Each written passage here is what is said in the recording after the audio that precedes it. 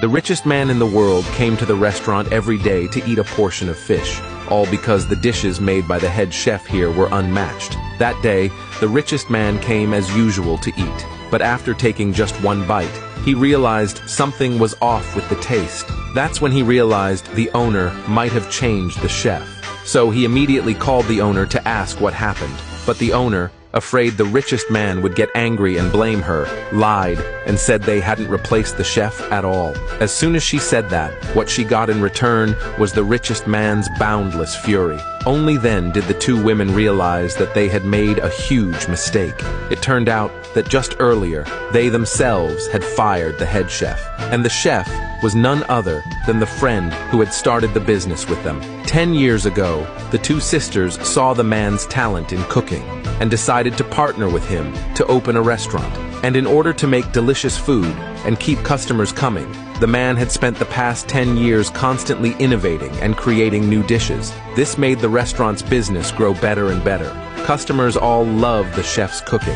There was even a hotel owner who offered him a salary of $100,000 a month and 30% of the hotel's shares to hire him as the head chef of his hotel. Unexpectedly, the man turned down the offer. But the man had already worked as head chef at the restaurant for 10 years, and even the waiters earned more than he did.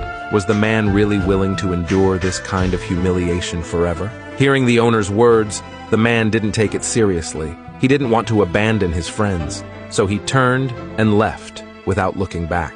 But what he didn't know was that as the restaurant's business grew, the two women began thinking about firing him, so they started picking on him on purpose, saying he lazed around all day in the kitchen, that he wasn't even as good as an apprentice. They believed his work ethic didn't deserve the title of head chef. As they said this, they pulled over the apprentice and announced that from now on, he would be the restaurant's new head chef, and the man would just assist with cutting vegetables. But the man refused after hearing this, but the women gave him no chance to argue. They claimed the man had always suppressed the apprentice by relying on his seniority, so from now on, he wouldn't be in charge of anything in the kitchen. But today, the richest man in the world was dining there. If he noticed something was wrong with the food, the restaurant would have to shut down. No matter how the man explained, the two women still didn't believe him. They thought he was just trying to scare them. They even said the restaurant's success today was all thanks to the apprentice. After all, half the dishes were made by the apprentice. The man only knew how to slack off.